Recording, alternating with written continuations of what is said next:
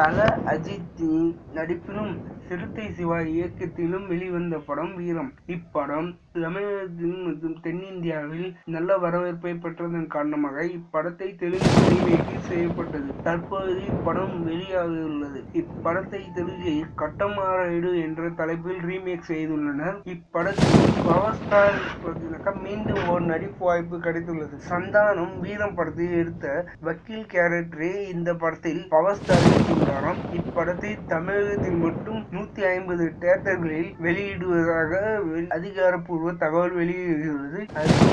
தெலுங்கில் உள்ள கல்லூரி மாணவர்களும் தமிழகத்து கல்லூரி மாணவர் இருவரும் பல முன்பதிவு செய்துள்ளனர் என்ற மகிழ்ச்சியான தகவலும் வெளியாகிறது.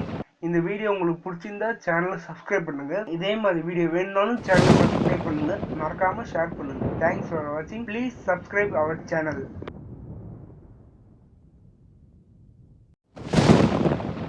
Drop it.